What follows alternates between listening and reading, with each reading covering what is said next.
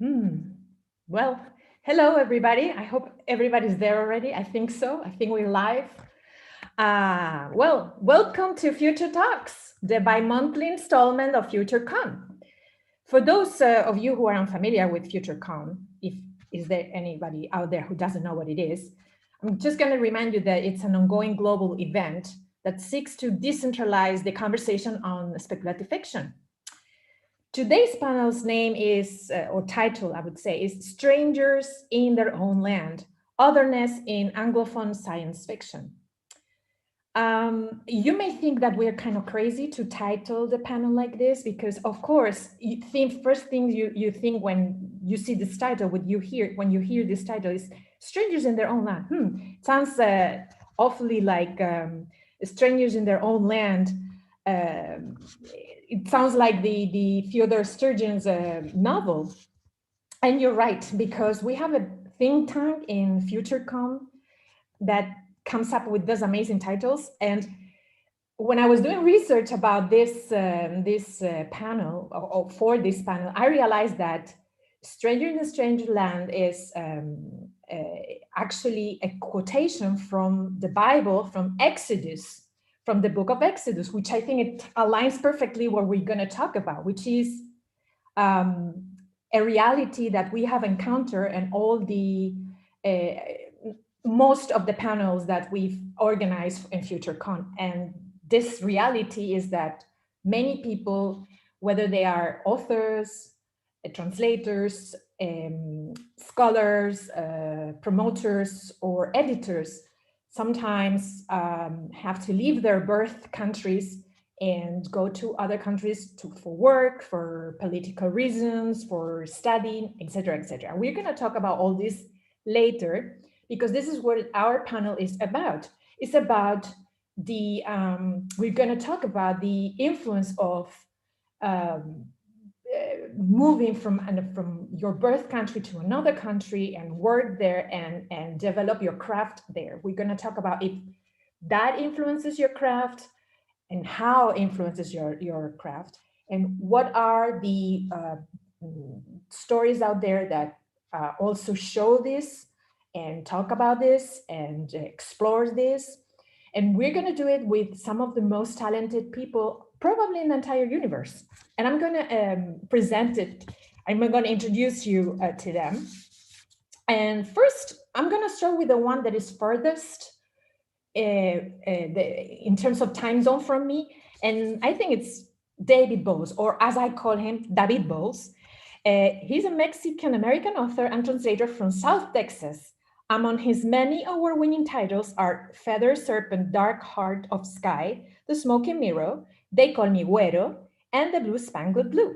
His work has been published in multiple anthologies, plus venues such as, look, The New York Times, Strange Horizons, Apex Magazine, The Dark, Latin American Literature Today, School Library Journal, Rattle, Translation Review, and the Journal of Children's Literature.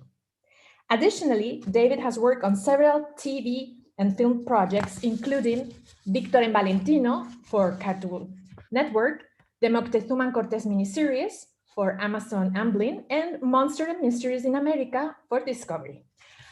Hi, David. Hola. Hello, everybody. Hola. Then we are going to follow a little toward the east, but not so much. Also in the Americas, we have from Toronto. She's connecting with us. Chinelo Onwalu is a Nigerian writer and editor living in Toronto. Her short stories have been featured in Slate.com, Uncanny, and Strange Horizons, as well as in several anthologies, including the award-winning New Sons original speculative fiction from people of color.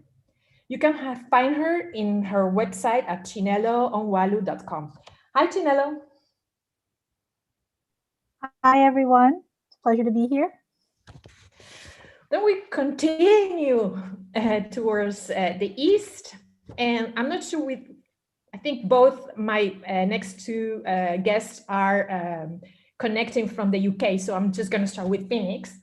Phoenix Alexander is a queer Greek Cypriot writer and scholar of science fiction, fantasy, and horror who holds a PhD in English and African American Studies from Yale University and is currently the science fiction collection librarian at the University of Liverpool, where he stewards the largest collection of science fiction and fantasy in Europe, or as I call it, my dream work, my dream job.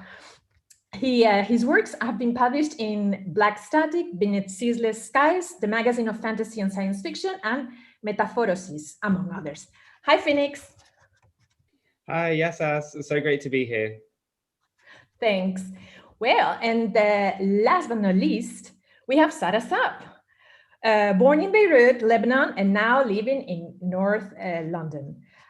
She writes strange fiction, poetry, and occasional reviews. She is a 2015 graduate of the Clarion Writers Workshop at UCSD, and her works have appeared in Clark's World, The Dark, Shimmer, or Beneath the Ceaseless Skies, among others. Hi, Sarah.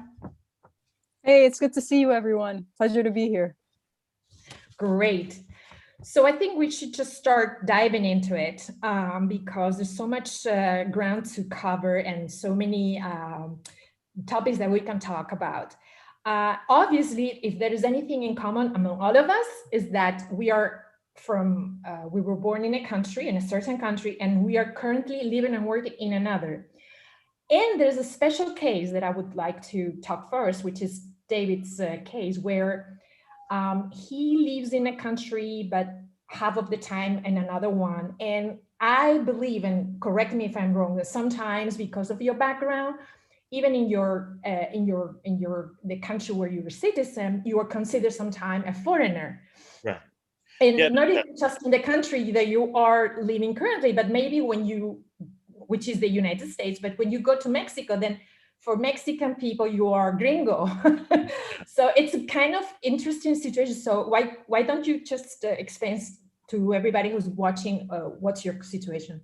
Sure. I mean, the Mexican diaspora is like a very interesting special case in that because of historical reasons, the Treaty of Guadalupe Hidalgo that was signed in the mid-19th century, the border between Mexico and the US moved and automatically made, millions of people residents of the US who had been citizens of Mexico. And they were given a choice, you've got a year. If you stay, then you're US citizens. If you cross the border into Mexico, you're Mexican. So like the situation here is very unusual. And the people who stayed behind, became like second-class citizens. And my grandfather Manuel Garza, his great-grandparents came to the borderlands, in the late 1800s, and began living in what we consider a transnational community. So part of my family lives in Reynosa on the Mexican side, and part of it lives in McAllen and Mission on the U.S. side. And I grew up going back and forth between the borders. I was actually born in the U.S., but I spent a good chunk of my childhood in Reynosa, where my grandmother Genoveva lived, and I had second and third cousins and so forth. And so yeah, the situation is very unique for Mexican Americans who, when we travel to Mexico, and lots of us have family in Mexico or live in Mexico, we're seen as other. And then in the US, we're seen as other, even if we're, multiple generations having lived here. So yeah, our situation is really unique. Although, I mean, there are similar situations throughout the world. Mm-hmm. And I would like to know also about Tinello. What's the reason, if you want to talk about the reason why you are in Canada right now? You were originally born in Nigeria, right? I was born in Nigeria, but I come from this sort of unique place where my father was a diplomat. So I actually grew up in a lot of different countries all over the world. I spent my childhood moving from Eastern Europe to North Africa, to Central Africa. And it was only as an adult that I think I spent the longest period of time in Nigeria, but I did spend what I call my prime childhood years in Nigeria. So I moved to Canada in 2017 to be with my partner and had a child here. But before that, I'd lived in the US. I'd lived in, I lived in a lot of different places. So when people ask me where I'm from, I am Nigerian. My passport is Nigerian. You know, my heart and a lot of my ideals are shaped by Nigeria. But even in Nigeria, I was always considered, you know, Americana, like just a little too foreign. Like my accent wasn't quite right. I didn't use words the right way. I understand my native language, but I don't speak it. So it's a very liminal existence. I also would like to know a little bit about Sarah's experience, because I know a little bit of Lebanon. My husband is French Lebanese. Lebanon is an amazing country where almost everybody speaks 3 languages. So it's just unbelievable. And it's the effects of that on people, I think are very interesting, but it's better that she explains by herself. Sarah? Yeah, so interesting to hear sort of all of the parallels and divergences in the room. And I think that's going to be very exciting throughout the time we have together. For me, I was born in Beirut in the war. I was displaced by the war, as many people of my generation were. So my family moved away from Beirut when I was 5. I haven't been back there to live. Like Chinelo, you know, I've lived in a number of countries at this point, and it's very hard to say where home is in any rational way. I sort of fall back on sort of where my heart feels most at home, even in theory, and I guess that is Beirut. But you know, we were displaced by the war, but my life has been one of great privilege since, in many ways, and that complicates the picture. So I've lived in the Americas, and I've lived in Europe, and I've lived in the Gulf. I've lived in Dubai, where you live, Christina. So and in Australia, actually. So it's a complicated picture. I'm in the UK now, and I'll be here for a while. But yeah, complicated concepts of home. Mm-hmm. And then we have Phoenix. We want to hear your experience, Phoenix. Sure. Just echoing what Sarah said, it's really great to hear so many sort of commonalities in our experiences. So I was born in Cyprus and moved to England with my mum when I was about 5 years old. And I viscerally remember forgetting my Greek as I was living in England. And I remember there was one phrase, Snow White and the Seven Dwarfs, I would repeat to myself in Greek as a kid. And I would say, as long as I can say this, then I still have the language. And then one day I forgot how to say it. So, and as an adult, I was sort of, like Chinelo said, I can understand and I can speak conversationally Greek. But it's sort of further complicated by, you know, distinctions between Greece and Cyprus. A lot of people assume that I'm from Greece or one of the Greek islands, but obviously Cyprus is its own country. It's very, very small, Mediterranean Sea. And I sort of spent most of my childhood, young adulthood in England. And then I moved to America for grad school for 6 years. And it's interesting thinking about home or feelings of home. It sort of split for me at the, you know, I have this sort of romantic idea of when I'm back on the island of Cyprus, and I don't know whether it's, you know, it's a beautiful island, you know, it's sunny, it's really, it's mountainous, it's got beautiful beaches. I sort of feel a kind of romantic connection to the soil in some weird way. But in terms of a more like rational sense of home, ironically, you know, the 6 years I was in America, the people I met, just the sort of you know, not to wax too lyrical, but that sort of, I didn't feel as different as a sort of a Greek Cypriot in England. But yeah, that was maybe too much information.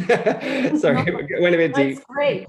But, yeah, no, it's great to be here and hear from everyone. And I think the sense of home is something that is great to interrogate, I guess, and think about. It's up here.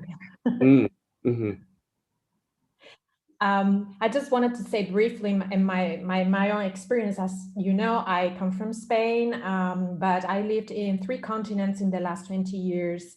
I lived in the US for on and off for 7 years, over 7 years. Then I moved to France and I live in Paris. And then I've been living in the United Arab Emirates for 12 years now.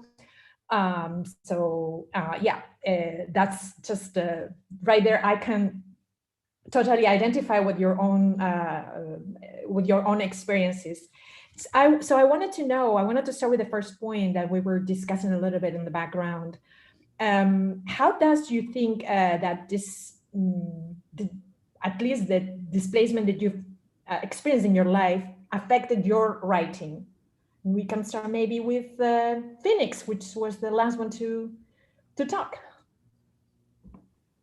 Sure.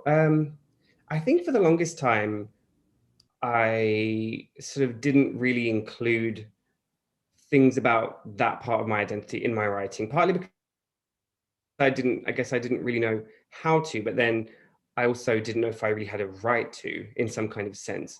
But as I sort of wrote more stories, I think that there are so many how do I say this? Little cultural behaviors or traits or things, phenomena that are sort of a big part of my identity that I wouldn't even realize as such. Things like Greek coffee, things like playing gunga, which is a card game, which means joker, where you basically put cards down, to silly little songs my mom and grandma would sing when I was a kid. This kinds of stuff is sort of coming back and coming to the fore. And it's something that I've only pretty recently started putting into my writing. And I don't know, it's such a, these minor little things, I guess, you put in a story. I don't know if I write, a card game called Joker and somebody's going to know what that is, or if I describe making Cypriot or Turkish coffee, I think they're basically the same thing. The little acrid, very, very kind of earthy coffees that you make on the hob. I don't know if someone will recognize that, but I like to think that someone will, and somebody, even just mentioning Cyprus, like the character is Greek Cypriot, it could be just you don't usually see that. So the short answer is I'm starting to feel a bit braver about including those details in my stories, but yeah. Oh, I would like to know what Chinelo thinks about it. If you think that it does affect your writing, because one of the things I wanted to say is like, I'm not sure. So it's also, you have to say yes or no. And if you think yes, why? But I don't assume that it's for everybody. So how about you, Chinelo? Well, to be honest, I think if I hadn't moved around, I don't know that I would even be a writer.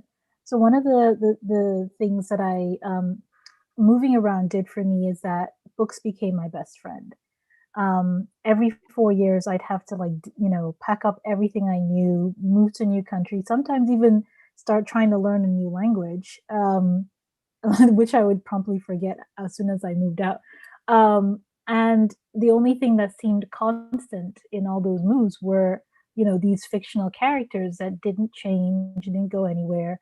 If I picked up a book, they're still there.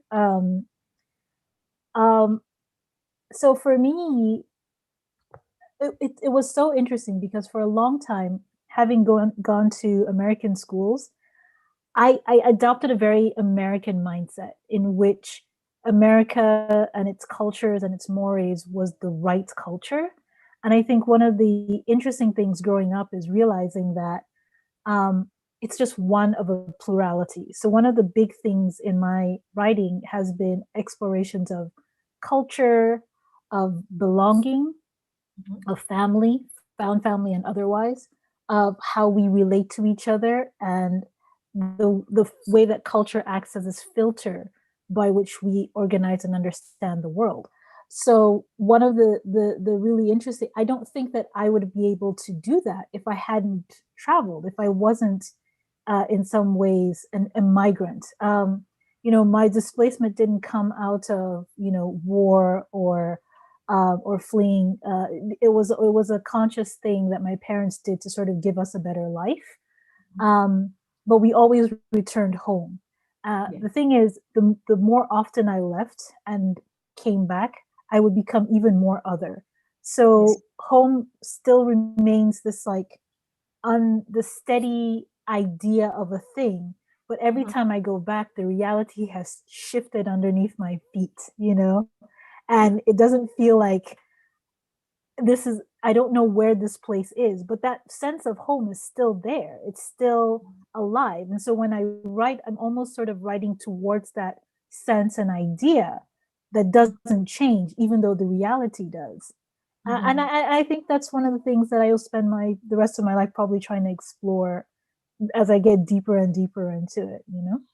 It's very interesting what you said just about that you are probably a writer because of all this moving around, or at least it's play a big factor, or is a big factor. And I can relate to that because, in fact, the fact that I write, for example, science fiction is because I actually was given a scholarship to study in a Northwestern University, which is a very good university. I didn't know that at the time, but apparently it was a very good university. But I was French, like my second language was French. So I had to learn very quickly in short time to master kind of English. And the only thing I could do to improve was two things: watch TV. If I was able to understand people on TV, I was able to communicate, and read. But if I had to read, and I had to force myself to read a lot, I had to read something that really I enjoy a lot because I had to spend so much time. And I read science fiction. I read, Dune, and I read Kim Stanley Robinson, the Mars trilogy, all those things that just took me away, and I didn't have to think about my trouble with the class and my studies and catching up with everybody. So the fact that I'm right now in those genres, it's probably because of that. If I wouldn't have go and study abroad, probably I would write, yes, maybe, but not, I don't think those genres. Probably would be something much more Spanish, which is realism. But anyhow, I can relate to that. And I like the idea that, do you think it makes you kind of like who you are, and you see it not as a weakness, because oftentimes people say, oh, you have to move around, that might have taken a toll on you, blah, blah, blah, things have been difficult. But I think that what you say is very beautiful. It makes you who you are, and it's a positive thing. It's not necessarily negative, although it's because, as you mentioned also, your situation was a privileged situation. I think I see it as a positive now, but when I was a child, I definitely didn't. You know, it really, having a place that I could have called home and saying, okay, this is the house I grew up in, that was very important to me as a kid. I recognize it as a strength today, but I think if you had met me as a disaffected teenager, I don't think I would have said the same thing. Yes, probably when we grow up, we see things a different way. But Sara, I know that your situation was very different because you have to flee the conflict, the civil war in Lebanon. As it's same thing as my husband had to do. They had to flee, and in their case, they decide to go to France. In your case, well, you move around. So why don't you tell us? Do you think it's it affects still your writing? Yeah, this was a very chewy question. Your questions are always really nice and chewy, Christina, but it actually charts a little bit the maturity of my my life as a writer. When I first started writing fiction, short fiction, and publishing it, I realized that my native country and my native culture was almost like a ready-made world building for me, right? And I could access it very easily with full detail, and I felt a great entitlement to tell stories from my homeland. And then it was only with time that I realized that actually it's not the case that we get a free pass, and our reality is blended, right? And if you tie to that the fact that I think Anglophone or Western Anglophone or Western White Anglophone, SFF, there's a bit of a market force or a market trend that looks for these narrative of otherness and wants to sell them.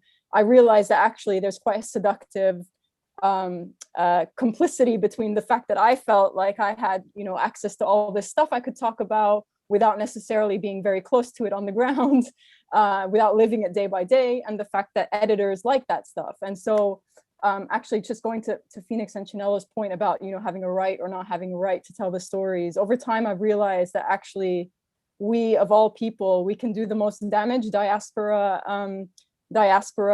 people, to the stories of our native lands. We have to be extra careful with those renditions. And then one other thing that this question brought to mind, is maybe one of my pet concepts that I could speak about on a whole panel by itself, which is the difference in story shape between Western Anglophone narrative arcs and what everyone else in the world considers a good story.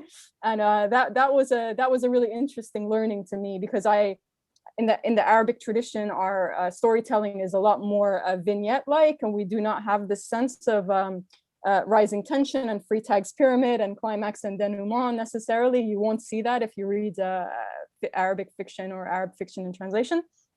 And I think from some of the Latin American and South American fiction I've read, it's similar. There isn't this sense of, you must introduce the conflict right up front, and you have a rising tension, and then you conclude. And so that was an interesting learning that, oh, hey, the things that I think of as story, they don't necessarily always fit what the markets that I'm writing towards understand as story. So that was another complication to the whole thing.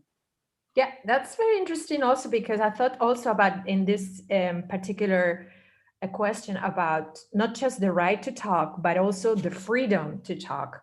Because maybe some people that are on the ground can't talk about those things. And I know for personal experience, and I'm not even Arab myself, but being in contact with the Arab world, I've encountered people who use science fiction and fantasy to tell stories that otherwise could not be told if they use realism.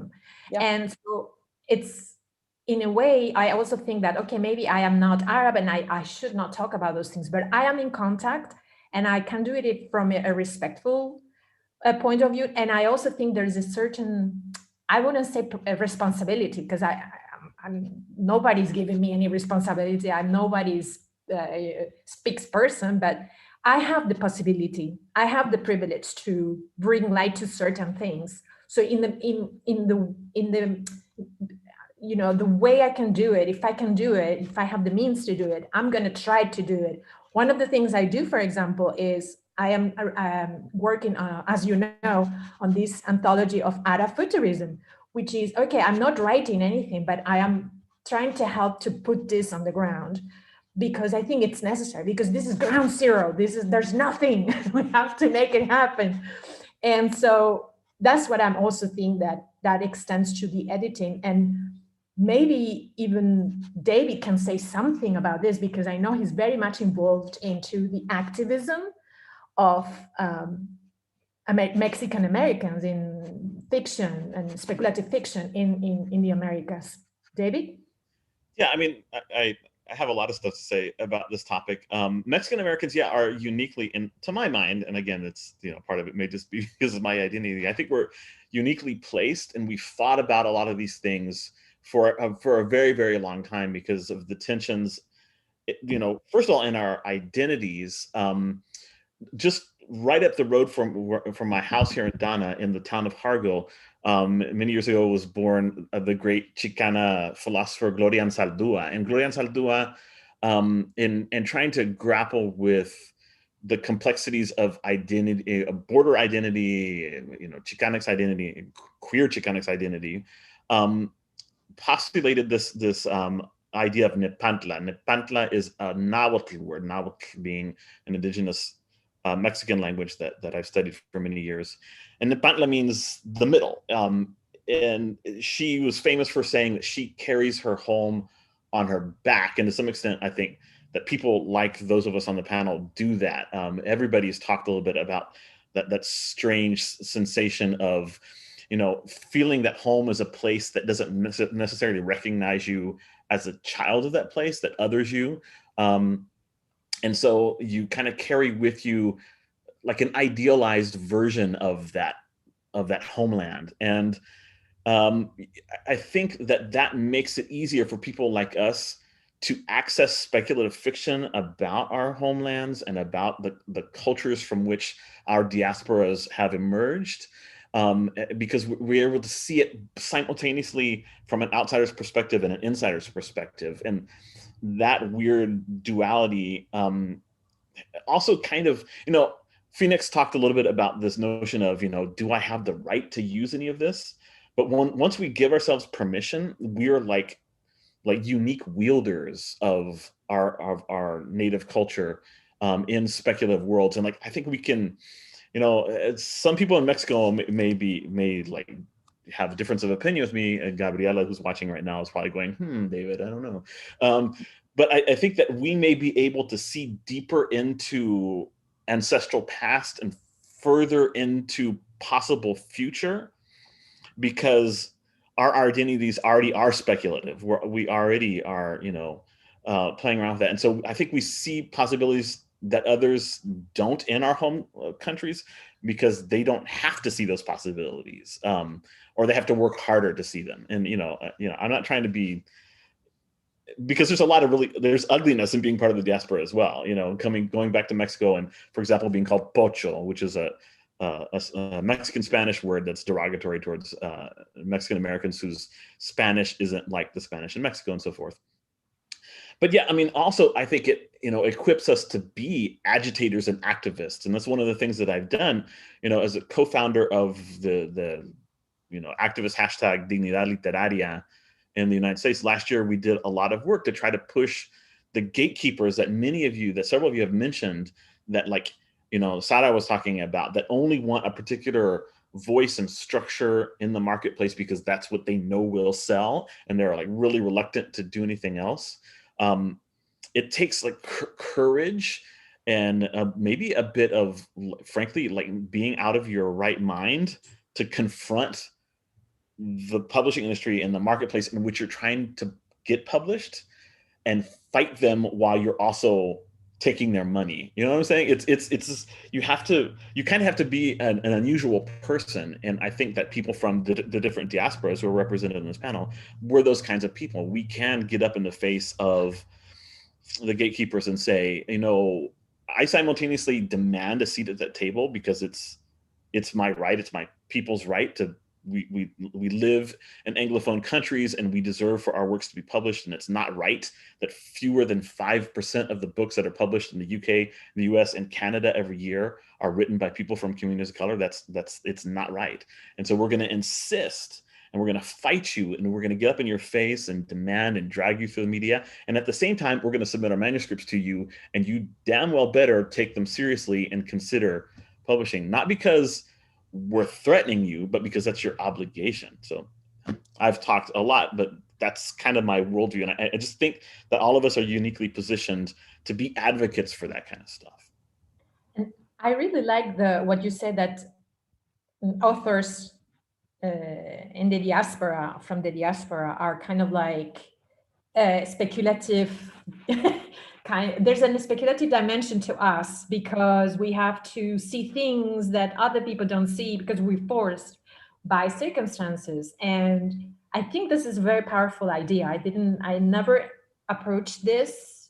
I was thinking about topics of appropriation. Like, for example, to be honest, one of the things that always I had to fight when I was in the US is that people call me Hispanic, and I am not Hispanic. And not because I think it's it's a bad thing. It's because I am European, and it would be insulting my brothers and sisters of the Hispanic community if I was pretending to be Hispanic. I am not Hispanic. I haven't gone through the struggles Hispanic people. I could possibly be called Latina, but I don't even think that I deserve, you know, to share kind of like the spotlight that Latinos are trying to get amongst us. So if sure. I would actually flip those two. Like I could see, I see it a lot harder to consider you a Latina, but a lot easier to think of you as a Hispanic because you're Spanish speaking. And the time you were living in the US, you were, you know, you were a Spanish citizen living in the US as a resident of this country. And so for me, I get it, and self-identity it trumps everything, but it's but easier. You know, what I was trying to do is because I came from a colonized country, what I didn't want to be was to come across as trying to, you know, to appropriate something that it wasn't mine to be given, to give. And I am very, very careful now, even in my work in Constellation magazine. I really tried to open the channel for brothers and sisters of Latin America and the Caribbean, because as I said to you, I need to use my privilege, but I don't want to get into the spotlight as somebody who's from an oppressed community, because I am not. I haven't been, and that would be wrong towards the people who really have been oppressed.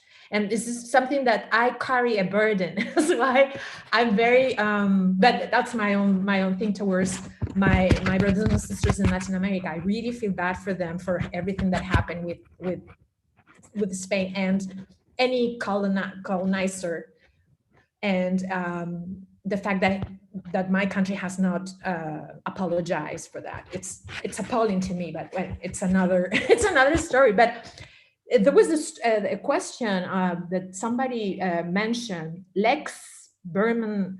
I hope I did right. I said it right, because I have this funny accent that is kind of Frenchy Spanish. As someone that has lived in many lands, this is Lex talking, and who wants to celebrate the languages and cultures of them all, how do the panelists feel about appropriation, which is so accusatory? And we were talking about this, so maybe you wanted to start, David, with this. How do you feel about appropriation? Sure. Yeah. I mean, it is, especially when you've lived among multiple cultures, whether within your own country or moving from country to country, and you spent a lot of time and you've learned their language and you've participated in their culture and you've made friends and maybe married into that culture, the line becomes blurred.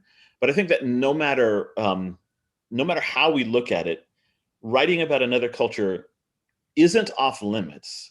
It's just very, very difficult to do well. And so when you decide I am going to write speculative fiction, for example, in our case, that is set in the near future, maybe 50 or 100 years from now, and that deals with groups of people that exist today and that projects them into the future, and you're writing, say, point of view characters from different cultures, the responsibility to get that right is so strong that you need to ask yourself a lot of really serious questions about whether you're the right person for telling that story, whether there are other ways to tell the story, and so forth. But ultimately, if you decide as a creator that you need to tell that story, then you just have to do your homework. A friend of mine, Daniel Jose Older, who's a Cuban American writer living in Brooklyn, has this great article called Writing the Other and the Self. And one of the things that he talks about is, doing the homework, doing the research. And the research is more than just reading a few articles. It's like living in that community, making friends with people, reading lots and lots of books from that culture and so forth. But he says, in addition to all that, like, you can't even start doing the work of writing other identities if you can't write about yourself, if you haven't looked in at yourself and examined the complexities of your own identity and tried to understand your foibles and your strengths and all of this. And unfortunately, I think the people that tend to do what's being suggested in this question tend to be people who are monocultural and monolingual, and that have not done the decades-long work sometimes of understanding themselves and what it means to be a human being, and then what it means to be a human being in these different cultures. And so, yes, appropriation is a danger. Most people who set out to write about another culture end up appropriating, but not all of them do. And I would, it is possible to write about that. I mean, I've recently had to grapple with this. Almost all of my literary production up to this point has been focused on Mexican American or Latinx characters, almost exclusively, with secondary characters maybe being from other cultures, but no point of view characters. But my new space opera, The Path, has multiple point of view characters, and it's set 700 years in the future. So some of them are what we at present time would consider Black or Latinx or Asian or whatever. Although, just like those labels 700 years ago, a lot of them did not exist and meant different things. 700 years from now, the same thing will be true.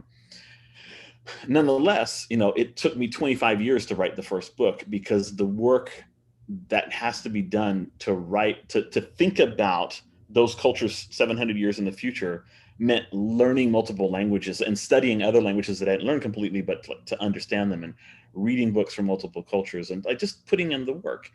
So I believe it can be done. It puts a lot of responsibility on you, and not a lot of people can do it, frankly. Yeah. And I think it's very interesting what you just said about the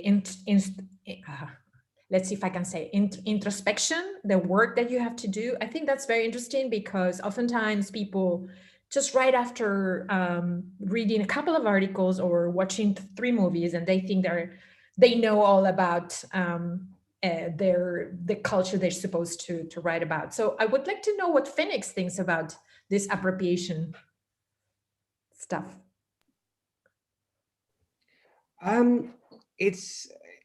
First of all, I agree with everything that David said. And it's interesting in the case of Greek culture, because I guess it's very accessible to a Western audience in terms of the myths and the legends that everyone's grown up, well, many people have grown up with in Western countries, and how beloved they are, the familiarity of characters, Odysseus, et cetera, et cetera. And so I think where it does become a problem, and this is where I think David was absolutely spot on, is the idea that now some of some, I guess, gatekeepers of the publishing world are saying, we're sick of Greek stories, like we're just oversaturated. No more, please. Like, we're done. We don't want another Persephone myth retelling. We don't want another, Orpheus, et cetera, et cetera, et cetera. And understandably, some, Anglophone Greek writers are like, well, hang on a minute. What do we do? We just never write about our culture again, or our stories or our myths.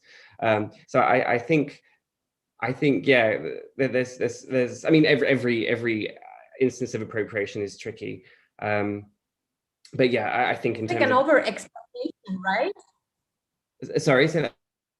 It's like again? An over-exploitation of your culture in a way.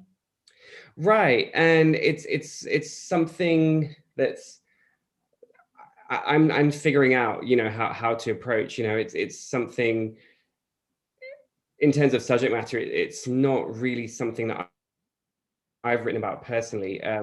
But then again, there are so many different stories from the various Greek islands, let alone between Greece and Cyprus, which is its own, as I mentioned, a very small country, and it's sort of out of your hands. You can write and you can submit for sure, but I'd be interested to learn from other folks on this panel. How do we advocate for ourselves? How do you find your people in some way? And this is where Twitter, I mean, we all laugh at Twitter, but Twitter and social media have been so great at connecting people in online space, and finding other writers who share similar diasporic experiences or backgrounds.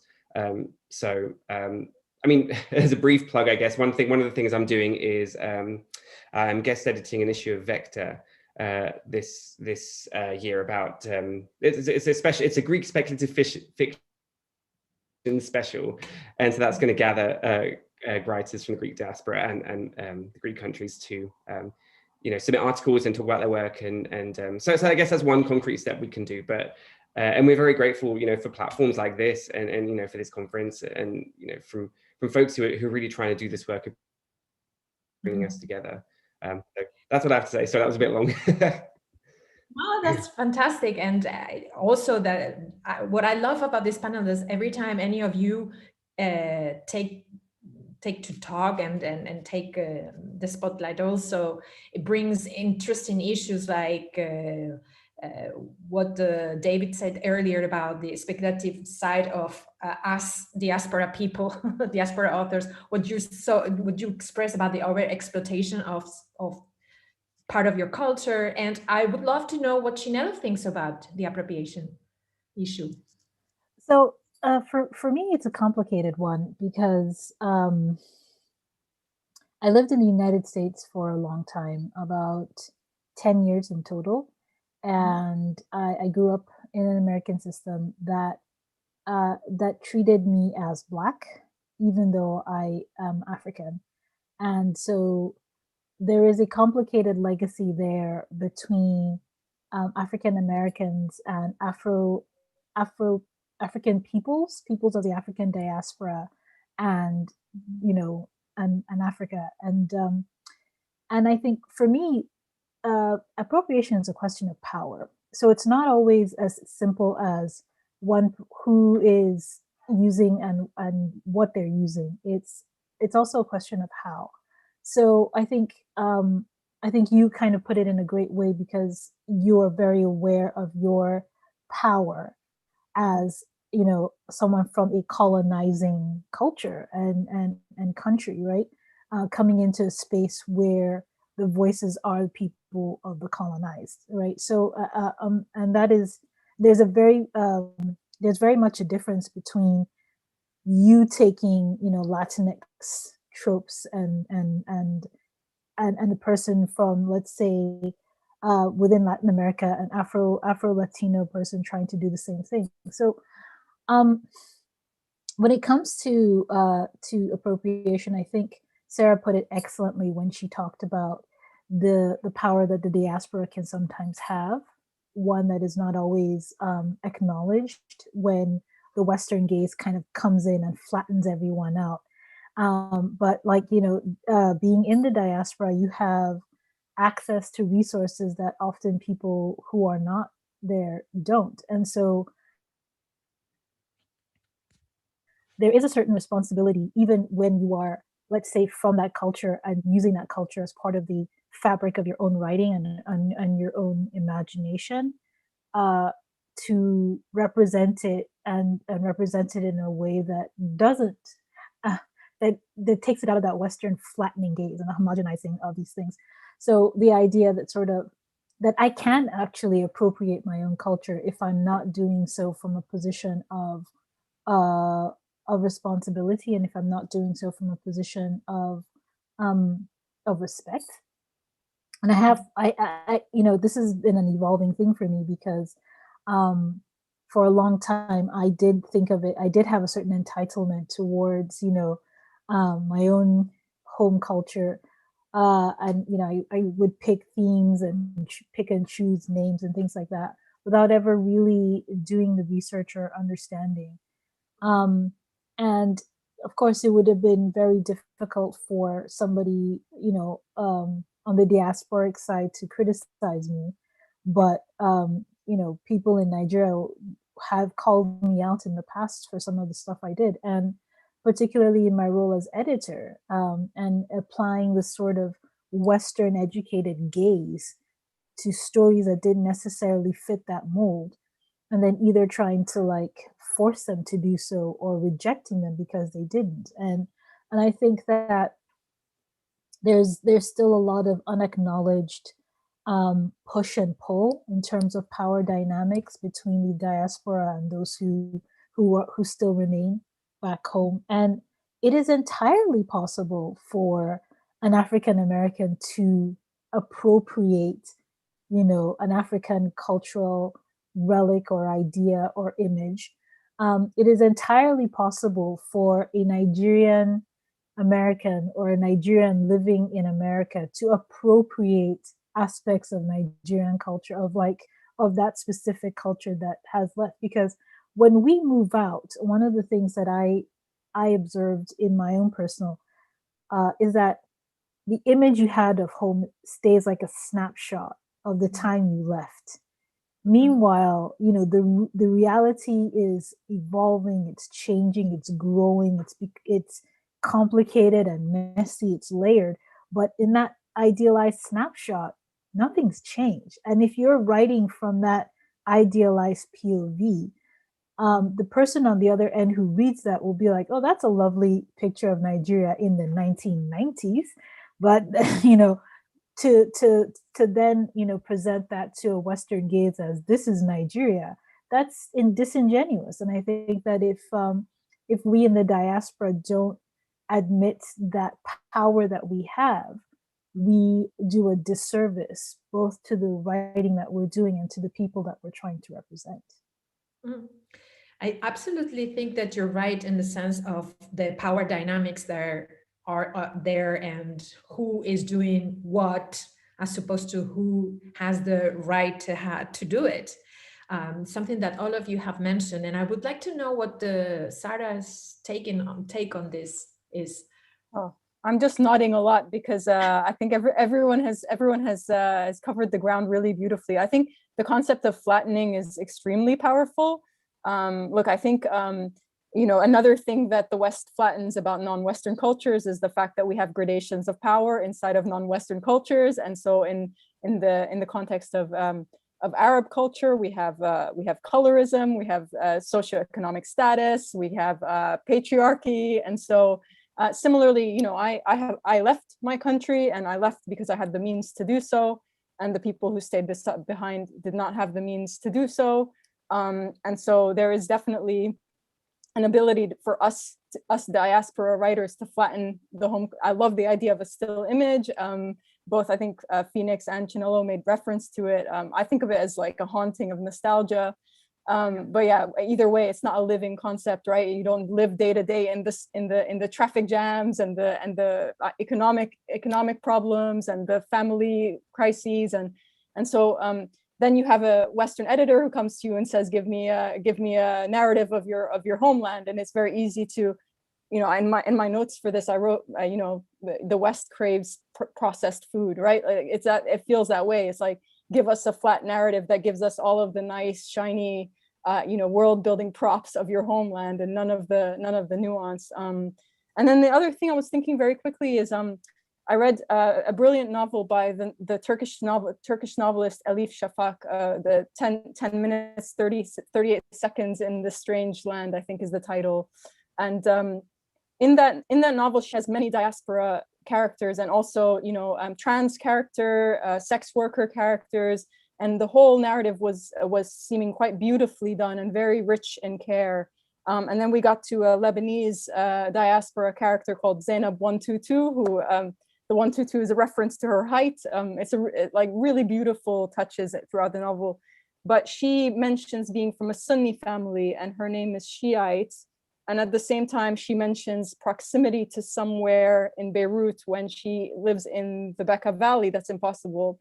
And as soon as those things happened, I was just like, you've kind of lost me. Like, I know you put care into this work, but to David's point, I think the antidote of appropriation is care, right? It wouldn't have taken a lot of care to just get to a little bit deeper into the culture and geography and to get that right. And so I lost trust in the narrative in a large way, just from that small detail. So that came to mind while people were talking. Then you couldn't trust maybe the rest because you didn't know if it was as careless right. as with the Lebanese part, right? It's just right. Okay, yeah. And that's kind of like to a point that you all have done talk about, and David referenced also in the beginning, was what do you think the authors from diaspora can bring into speculative fiction and in particular in the new visions of the future? Because he kind of explored a little bit this, but I wanted to start with you, Sarah. What do you think that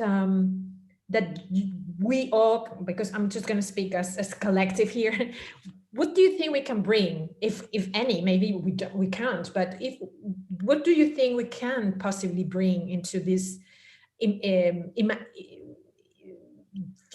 futures that we can imagine? Yeah, and I'm very interested in David's concept that we see our homeland speculatively, and maybe there's a bit of an argument for us to have over a beer one day in terms of how speculative the on the ground experience can be or cannot be.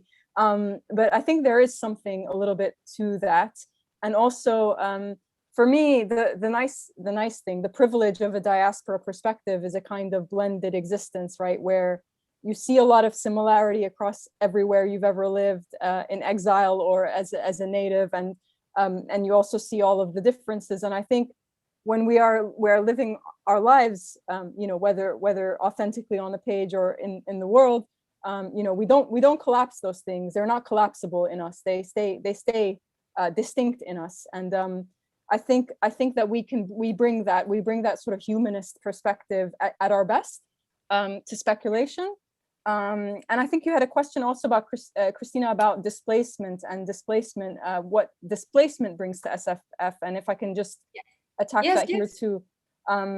Look, I think science fiction fantasy is the literature of displacement. It really truly is, and whether that is, you know, a break in reality where some unusual thing happens that is a little bit off kilter from everything else, and that opens up space for vision, wonder, horror, fear, you know, or whether it is something. Yeah, go on. It is actually funny that you mentioned this, because I was reading an article by Charlie Jane Anders called "Science Fiction is the Literature of Refugees." There we go. Yeah, as she wrote this for Gizmondo I think in 2008, probably, I think so. And she went to talk about few works of fiction that talk about this, but it's exactly what you were saying. Actually, she's much smarter than I am. So I think that, you know, whether it's marginalization, diaspora experience, queerness, race, you know, whether it's that or whether it's just, you know, there's a strange street that appears somewhere in London, as in one of China Miéville's stories that comes and goes. I think there is this sense of unmooring that is common to all science fiction. I think we experience it very, very viscerally as diaspora writers. And also because otherness can mean so many things, as you mentioned. It could be not just a geographical displacement, but also a more metaphorical one. Totally. Just coming out or not being fitted in the normativity, of genres or ideologies. So I think it's beautiful what you said, and you said very, very articulate, in a very articulate way. And so let's go backwards and see what Chinelo thinks about this. And what do you think that speculative fiction writers can, from the diaspora, can bring into the ideas of the future? Well, and this is something I said elsewhere. I think that we can bring the future itself. So one of the things I wholly agree with Sarah when she talks about, the fact that we can order and imagine a future for our homelands that sometimes they can't for themselves. And that's not to say that they don't have the power of that sort of imagination, but I think there's an optimism that we can sometimes bring that maybe might seem unfounded to the people who are living the day-to-day realities on the ground.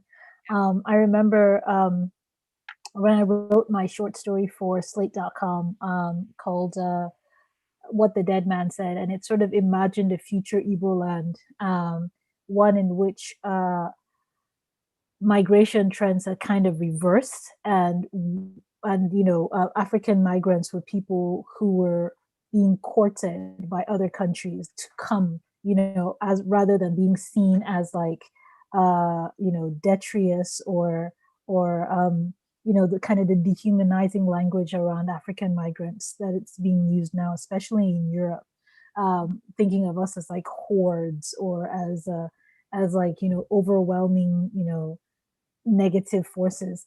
A future that imagined us as, people that countries are fighting each other over because, you had this worldwide population slowdown. And I remember talking to a Nigerian population specialist, and she was like, well, that's never going to be a thing because here, we need better education systems. I was like, I understand that that's the reality now, but what if? And we had this whole back and forth, and she was like, no. And I was like, but no, but. And so I went ahead and wrote the story. And I think one of the things is that if you never see it written down, if you never see it anywhere, it's impossible for you to imagine the future. Exactly. And so what I think, and I'm not saying that this is something that all diaspora does, but what I think that I'm doing and that I feel is valuable is allowing people who are within that reality and in that space to think of things differently, and to think of things differently in a way that includes them and doesn't think of them as like things to be thrown in at the last minute, side characters, background extras. I want to create a future that centers us, that centers our culture, that centers our way of being in the world. And because of the privilege of diaspora, I know that I'm going to necessarily not get that right. But what I see myself is as a gateway, so that those who are coming, who are at home, can read my story and say, that, yeah, she didn't get that quite right. I'm going to write it better. And I'm like, yes, please go write a better version. Write me out of the canon if you it's like, just very interesting. You got freeze for a second here. Oh, maybe no. I am the one frozen. No, I think it's me. No, you froze for a second, Christina, but you're back. Or I thought you were back.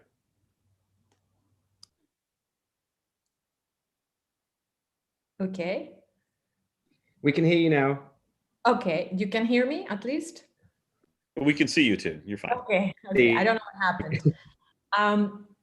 I was totally mesmerized by what you were saying, because actually one of the arguments I give because I'm trying to, as I mentioned, we're trying to put together this anthology of Arab futurism.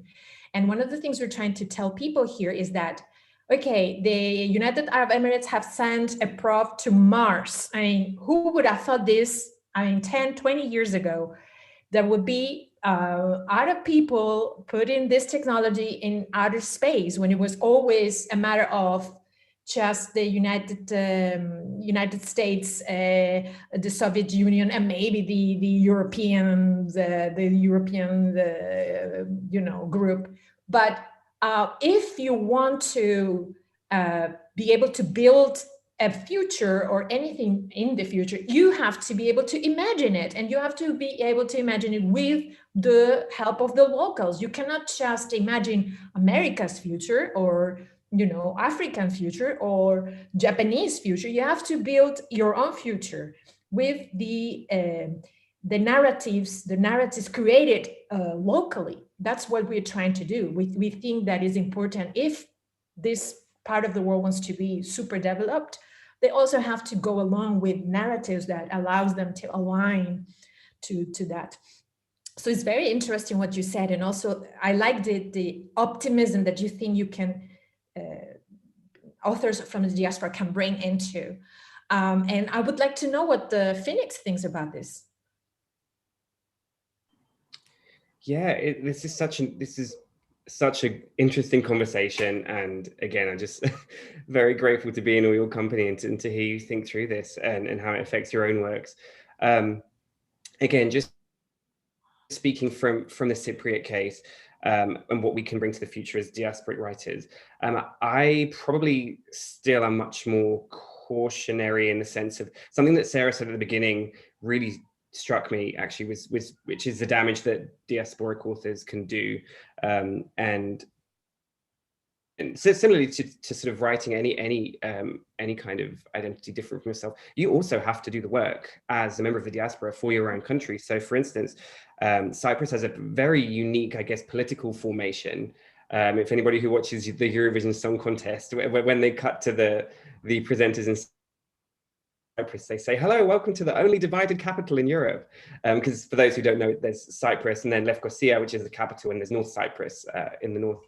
And it's unique. And I, in the first couple of years of grad school, I was sort of, as you do, thinking through dissertation topics and, areas of interest and, what my research was going to be on. And I mentioned to my dad, who lives in Cyprus, I said, I'm thinking of writing about Cyprus. And he was like, oh no, like, don't even try it.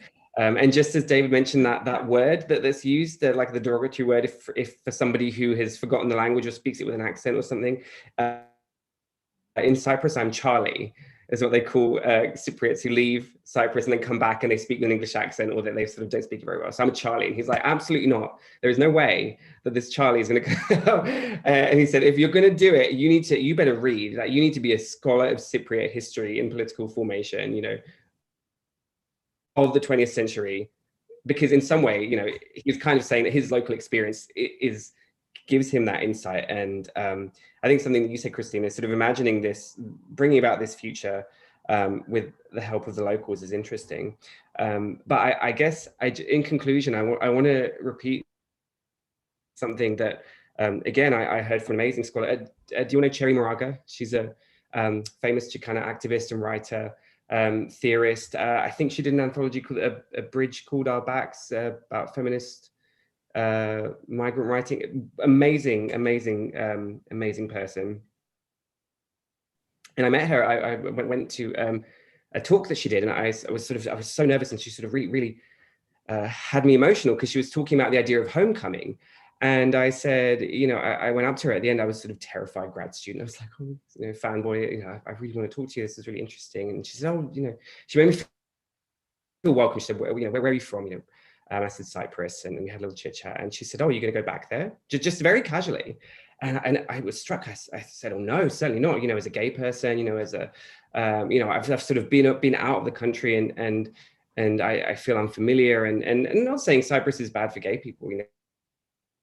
It's perfectly fine, I'm sure now, as many some European countries are. And I said, oh, nobody's asked me if I'm going to go back before. And I appreciate that question is a very loaded question, you know, particularly in 2021, if somebody says, you know, why don't you go back? But she said it in a very generous way, is her meaning. And I said, no, I sort of joked that I'm moving gradually further west, you know, from Cyprus to England to, you know, the East Coast of America and you know, beyond. And she said, maybe one day, you know, later on, you'll find a way to get back. And it sounds like such a simple thing to say, but it was so loaded with meaning for me. And I mean, how do you interpret that? You know, does she mean physically move and live back in Cyprus? Does she mean finding a way of reckoning with this home place? And I just thought it's one of those encounters, you know, when you speak to someone in your life and they really sort of enact a seismic shift in how you think and how you move through the world. So as much as we're imagining the future, I think on a personal level, we're also trying to reconcile our own past. You know, how am I the person I am today? Where do I want to be in the future? And how do I recognize that whole foundation that extends beyond me, you know, to my genesis and beyond in this sort of cultural history? And it's a huge question. It's a huge question. So I hope that raises some more questions. I think it's very interesting what the personal dimension that you brought into the question, because I was, you know, in the beginning, we were just talking about, okay, what do you think we can bring into works of speculative fiction, but you make it personal, which is even more interesting, or it's, at least I think it's, for me, it's very interesting, because I never thought, and I had similar experience also about people asking me, so when are you gonna come home? And I'm thinking, home is what? And what are you referring to? Because we speak 4 languages in my home. I mean, what do you mean home? Home right now, it's Dubai, but I don't consider Spain my home anymore. I go there just in vacation. But I know I'm Spaniard, I'm Spanish. Kind of like I'm thinking, okay, so the diaspora for me, it's kind of also, as some of you mentioned, make me think inwards also, in the sense that I don't think of myself being Spanish sometimes anymore, but more Mediterranean. I think it's much more like that feeling.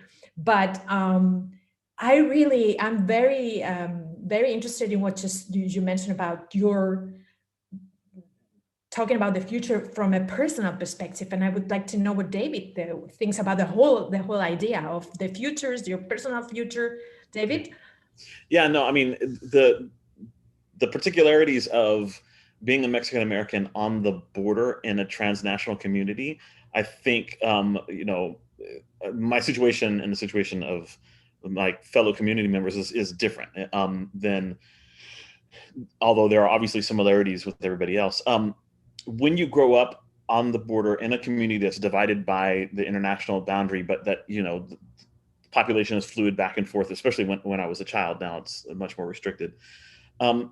You grow up, you know, as an outsider, but like with your home nation in your sights every single day. You're watching the news in Spanish from Mexico. You're listening to radio stations that are in Mexico.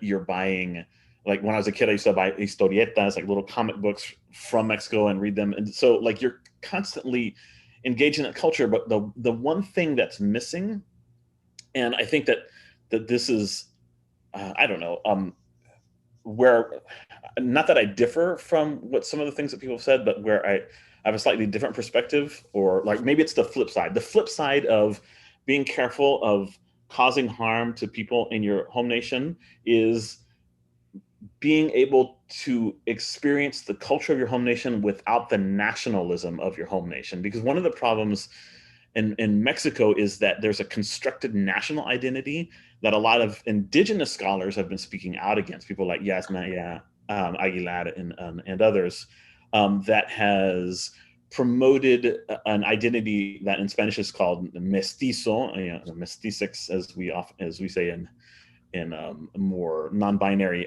English, which is, you know, a blend of European and indigenous. And the emphasis on mestizaje, on that mixture, has flattened in the country of Mexico the particular identities of the, you know, more than 80 indigenous nations and so forth within the borders of the Republic of Mexico.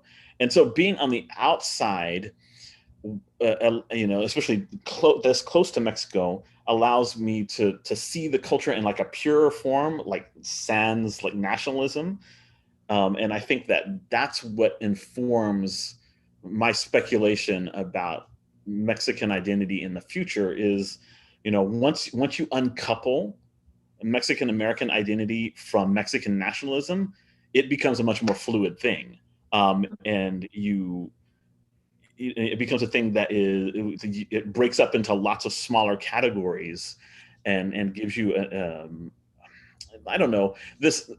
I talk a lot about, and I talk about this on Twitter, using Nahuatl framings. In Nahuatl, there isn't a word for future and past. You use the word huecan, which means a distant time or place, and it can be huecan that's behind us, a distant time and place behind us, or huecan in front of us. And this is when you're a Mexican American, you can, to me, it feels like you can rotate and see the ancestral, more indigenous past and the possible futures in ways that are not occluded by nationalism and, you know, the government's project of trying to unify people. I mean, something similar happens in the US. It's really easy to get caught up as like a white person or a white presenting person in the US with the national identity and the whole melting pot idea of the United States. And when that gets stripped away because you spend time in another country, like I spent half of my life in Mexico and half of my life in the US, you also are able to see that there are regional specific cultural, like powerful identities in the US that need to be freed from white hegemony, which is like constructed and false. And I don't know, it feels that allows me, it frees me to speculate in ways that can break free of nationalism, you know. And a lot of nations are, you know, were artificially formed through colonization and all kinds of things, and coupled together peoples that have like cultural differences that complicate any kind of national identity. And so I see that as valuable. Being able to dream of a future free of nationalism, free of national borders, that is more rooted in place, in geography, and in language and in culture of a particular area, and isn't like, you know, forced to fit inside the box of, you know, constitutional notions of what a people is. And I think it's a valid point. What at the end we were all talking about, I think it was a certain perspective that we can bring, a certain perspective, as you mentioned, of because you're aware of things that other people on the ground are not aware of in terms of ideology or nationalistic ideas, or what the people expectations about what you should write about. I have also interesting experience about what people thought I should write as a Spaniard, who has to be colorful and picturesque, but not too much, because that's unacceptable. So as Sarah was talking about this Western kind of gaze over what is acceptable or not. So at the end, this idea of freedom, I think it's something that I really like, because it brings the positive side of the whole topic of displacement. And even though all of us here are, I think you all agree, we are privileged in the sense that we haven't gone through, even though we had hard times, but not, we nevertheless are in a much better position than many brothers and sisters from the cultures that we kind of represent. And to sum a little bit of all that we have said, and because we just have 15 more minutes, I would like to go a little fast through all of you. If you could recommend a couple of books that you either or from your own production, or that you think are worth to mention, that have depict diaspora, or that you think are from diasporic authors that you think it's interesting that our viewers see. So I would start with you, David. Yeah, I would rather than picking works, I'd rather name authors. So here are some like Mexican diaspora authors that I think are really important to read. The first one, and that I'm sure most people are going to know, is Silvia Moreno Garcia, who is, she lives in Canada, and she is just a brilliant writer and editor. And I worked with her. I did a translation of Jose Luis Zárate Route of Ice and Salt that she published recently. So she's just really great. And like literally every one of her books is a different genre and is powerful and like looks at Mexico and people in the Mexican diaspora in this like really fascinating way. Then another person that I recommend that is kind of underread. He broke through in a really significant way in the 80s, and then was sidelined, I think, by the SFF literary establishment, but now is kind of making a comeback, is Ernest Hogan. Ernest Hogan, great science fiction writer, did several books with Ben Bova Presents in the mid 80s that I highly recommend. He created whole cloth a lot of like Chicanx speculative tropes and so forth. Guadalupe Garcia McCall is another person that I would really recommend. She's also like a border writer. She and I have co-written a book that that we'll be announcing some stuff about really soon. But she's like definitely somebody that people should take a look at in terms of speculative fiction. So those are like three authors whose entire production I think people should look at. And if you had to say one of yours. So I mean, my upcoming book, The Blue Spangled Blue, which comes out on March 16th, is definitely a really good indication. My other book, Lords of the Earth, is a Mexican kaiju novel and that deals with the big monster genre in a way that's rooted in indigeneity, and like the solution to the problem of the big monster is found in indigenous culture. So those are two that I would recommend. Chinelo?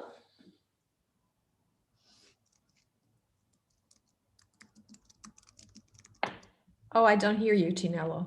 Sorry, I was still muted. Yeah. Like speculative fiction, rather than try to recommend a single person, I'm going to recommend an organization. And I would recommend the African Speculative Fiction Society. They have it's sort of a bank of all the African speculative fiction published each year, going back through to, I think it was founded in 2015 or 2016. Mm-hmm. And So speculative fiction on the continent has really taken off in the last 10 years. People have been writing it, since, the early 2000s and even further. It can be argued that people have been writing speculative fiction in Africa since the beginning of time. And that realism or the realistic fiction is what's new, not speculative. So so if you're looking for an author to read, that's a great resource. A lot of us are still still breaking into white North American speculative fiction and genre spaces. And so some of us only have a couple of books under our belts. I think the grandmother of us all right now is Nadia Okorafor, and she is, still writing. Everybody knows her. But up and coming people I would like to recommend. Tade Thompson's his Rosewater trilogy. I think everyone knows about that. We have When a Man Falls from the Sky by Leslie Nneka Arima. That's her short story collection is a mixture of both speculative and not, and it's amazing. It's a razor blade cut across the neck. It's beautiful stuff. Hawa H.J. Golokai. She wrote a series of detective novels. The first one being The Lazarus Effect. It's quite lovely. It's sort of a speculative thriller, and she is a writer from Liberia, and she lived in South Africa for a while, and she's back in Liberia. And so, there are quite a number of people. There's Temi O. She's Nigerian, and she wrote Do You Dream of Terra too? It's very people don't. It's kind of a low key book, and I wish more people had read it. Deji Brights Olokotun wrote a novel, Nigerians in Space, sort of reimagining Nigeria's space race. How can I how can I forget Tochi Onyebuchi? He's a Nigerian American. Yes. And his newest book, Riot Baby, is winning all the awards. But I personally prefer his young adult series, the one that starts with Beast Made of Night. It's a young adult fantasy series. It's absolutely wonderful. There are so many. There are so many. Your books. Tell us one. Well, I don't have any books as yet, but I do have a couple of short stories. My most recent one was in the anthologies you've been in. Yes, well, the anthology New Sons is probably the one I would highly recommend. It's edited by Nisi Shaw, and it features writers from all over the world, and the writers of color, and including Indigenous writers. And so it's an amazing collection. It just won the British Science Fiction and Fantasy Awards. Mothership is another one, really good anthology that I was part of. It came out, I think, in 2013. And that's also another anthology of people of color, amazing stories. So, we're all over the place. You just have to kind of look for us. If I may, I would like to recommend Dominion, an anthology of a speculative fiction from Africa and the African diaspora, who came out last year. And some friends have been also editing this one. So I wanted just to mention that because it's kind of a recent one. And how about you, Sarah? Just a few from me, but before that, I think Chinelo is being a little humble. I think we should recommend Anathema magazine, which you co-edit, which has tons of POC and diaspora fiction, really great stuff. And you were my editor there, so that's a great resource. I only have two. There are two that I've been studying, and one that I've been studying quite a lot, and one that is just beautiful. The one I've been studying quite a lot is the collection Strange Pilgrims by Gabriel Garcia Marquez. It's a collection of stories about people who are displaced from home in various ways, and there are so many gems in that collection. And the other one is a graphic novel by the comic book artist slash multidisciplinary artist Sean Tan. It's called The Arrival. It has no words, but it's the story of somebody's arrival in a new home, and it's absolutely beautiful. Well, I guess, since you will prompt me, there are a couple of stories, I guess, that I have written that touch on Arab futurism, just since it's been a bit of a theme. One is my co-written novelette with Jess Barber. It's called Panhumanism, Hope and Pragmatics. It's in Clarkesworld. It's an optimistic futurist novelette featuring a lot of people who are sort of transnational, and there's a lot of sort of global movement in it. And the other one is to your note about sort of the Hope probe and Arabs putting a probe on Mars, Christina. There is a short story again in Clarkesworld called The Cedar Grid, and this short story features a dynasty of Arab space rulers, basically, and their family politics, and so on and so forth. So those are two of mine. I thought about you because when the Al-Amal, which is the probe that the United Arab Emirates sent to Mars, when it came into orbit over there, the first thing they said was the prayer that they said, the Bismillah. I'm not sure I said it rightly, but I thought it was amazing. And that ground control full of people in Dish Dash, it was just amazing to me to see something other than NASA people, right? So I just thought it was a historic moment for everybody. How about you, Phoenix? I'm so glad that all these are going in the chat, because I'm just going to have a giant reading list after this. This is amazing. I have a few names too.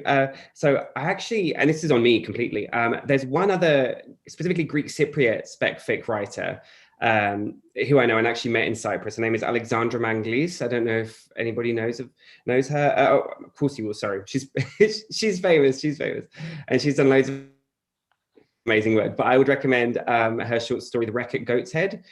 And I should say most of these are short, well, they're all short fiction. Natalia Theodoridou, which I'm sure many people know as well, amazing writer.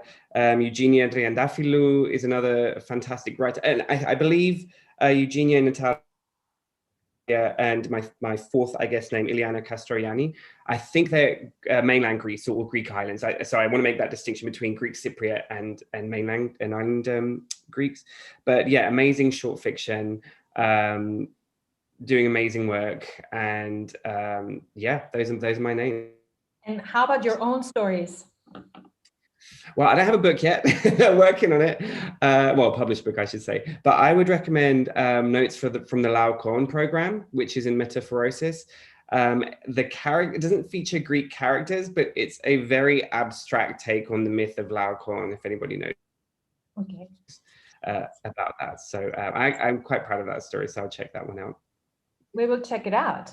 And I think we don't have much time left for any more questions, unfortunately, but we have a lot of stories to read now, because our panelists have been so generous to give us a lot of names and of works and of authors that we definitely have to check out. And before I finish, I want to thank every one of you for being so generous with your time. And I know it's a Sunday, and well, it's actually in the Gulf, it's a working day, but for you, it's your day off, and you were super generous and super nice to meet all of us and let us learn with you and about you. So I want all of you, our viewers, to tell you that you can subscribe to our YouTube channel and follow us on Twitter and Facebook. And please, if you think that, this conversation, this global ongoing conversation, it's worth, keep the conversation going with your donations. We are always happy to, accept whatever you think it's appropriate. So thank you very much again, all of you, David, Chinelo, Sarah, and Phoenix.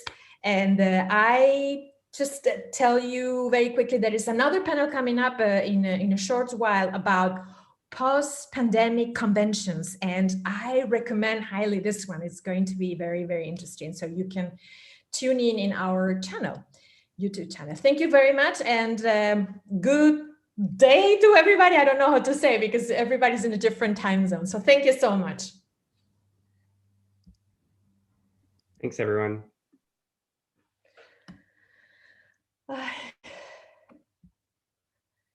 So